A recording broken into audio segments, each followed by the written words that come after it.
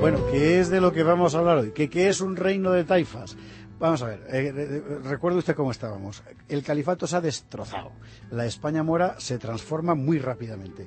Aquel conjunto político, siempre problemático, había logrado unificarse en su momento, marchar a un mismo paso durante 300 años, que son muchos, primero como emirato, luego como califato, pero ahora el conjunto se rompía y lo que aparecía sobre el paisaje era algo completamente distinto. Un mapa confeccionado a pedazos, cuyas distintas partes rara vez se pondrán de acuerdo. Han nacido los reinos de taifas. ¿Pero qué es una taifa, un reino de taifas? Bueno, pues eso es lo que vamos a explicar hoy.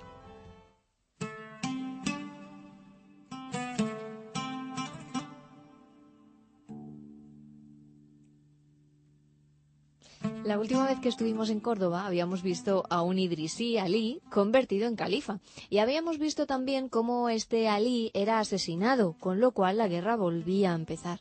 En un paisaje de formidable confusión, con varios bandos haciéndose la guerra, llega el momento en que dos idrisíes se disputan el trono.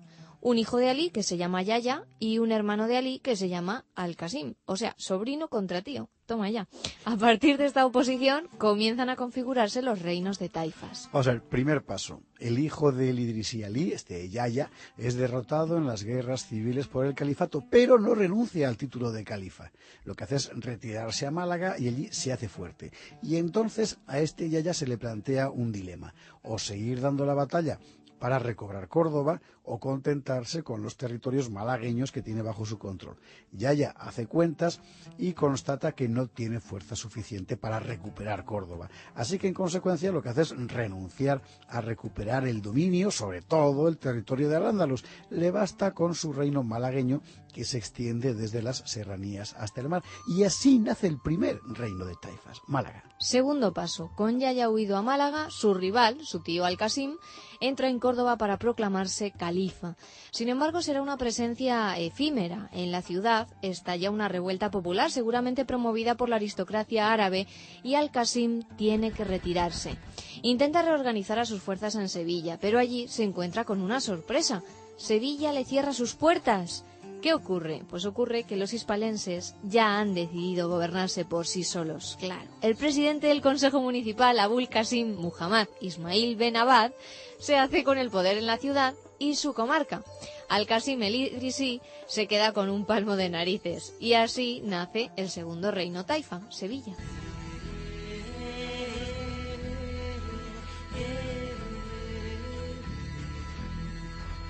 Que ya llevamos dos, Málaga y Sevilla. Bueno, y mientras tanto en Córdoba, ¿qué está pasando?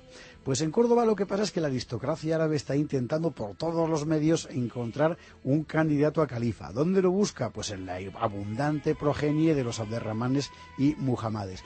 Pero todos sus intentos serán vanos. Por supuesto, candidatos había, pero ninguno con dotes suficientes.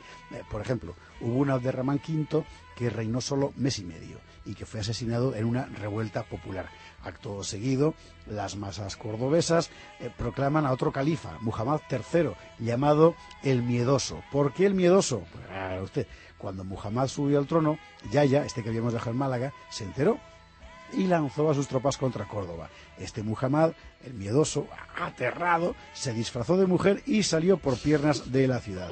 En su fuga murió envenenado por uno de su séquito. Sin cabeza en Córdoba y bajo la amenaza de Yahya, los eslavos y los árabes de la capital llaman en su socorro a otros jefes locales. Jairán, de Almería, Muchahid, de Denia. Ambos eran militares de origen eslavo. Los dos acuden a la llamada y libran a Córdoba de caer bajo los bereberes. Ya hemos dicho que Yahya no tenía fuerza suficiente para mayores empresas. ¿Hay así nuevos líderes en Córdoba? No, Jairán y Muchahid solo eran jefes guerreros y no tenían títulos para ocupar el califato. Por otra parte, no tardaron en ver que la ciudad era un auténtico avispero. En consecuencia, se limitan a cumplir su misión y, acto seguido, se retiran a sus dominios en Levante, donde gobernarán con plena independencia. Así nacerán en Denia y Almería otros dos reinos taifas más. Bueno, y el mismo proceso empieza a aparecer por doquier en todas las coras, que es como se llaman las provincias, las coras de las tierras andalusíes. El número de taifas se multiplica. A las ya mencionadas se añaden enseguida Murcia, Alpuente, Arcos, Badajoz, Carmona, Granada, Huelva, Morón, Silves, Toledo, Tortosa, Valencia y Zaragoza. Ha estallado el califato. Con frecuencia no van a ser, como decir, independencias formales, declaraciones expresas como aquel del Consejo de Sevilla. No, van a ser independencias de hecho.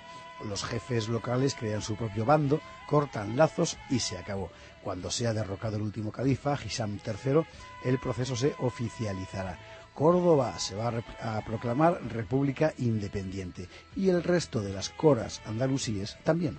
¿Quiénes mandan en las taifas? En líneas generales, los mismos clanes, tribus, familias, bandos o facciones que ya cortaban el bacalao con autoridad.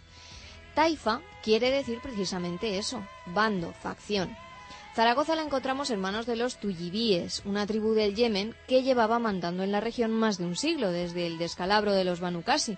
En Valencia encontramos a los amiríes, es decir, a los descendientes de Almanzor, instalados allí desde medio siglo atrás.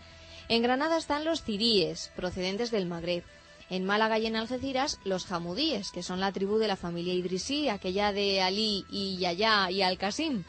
Los birzalíes mandan en Carmona y los aftasíes en Badajoz. En Sevilla dominan los abadíes, de rancio linaje aristocrático árabe. Denia y Almería, como hemos visto, están en manos de clanes militares eslavos, y así sucesivamente. Este paisaje caótico lo que demuestra ante todo es una cosa, y es lo siguiente. En sus 300 años de existencia, el Islam español había sido incapaz de crear un sistema político cohesionado.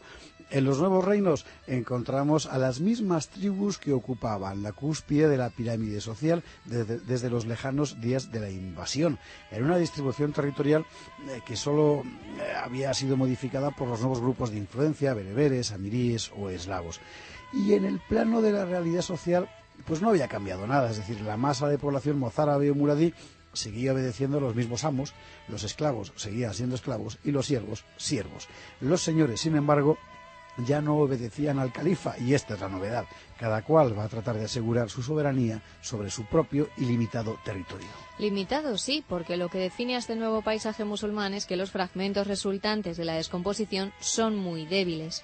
Los reinos cristianos perciben inmediatamente la fragilidad de estas nuevas entidades políticas y no tardan en aprovechar la situación. Pocos años atrás, la aplastante potencia militar de Almanzor había obligado a los reinos cristianos a pagar tributos a Córdoba a cambio de su libertad. Ahora, la tortilla dará completamente la vuelta y serán los reinos cristianos los que obliguen a las taifas a pagarles tributos si quieren ver sus fronteras tranquilas. Nace el sistema de las parias, que va a definir el paisaje político de la Reconquista durante todo el siglo siguiente.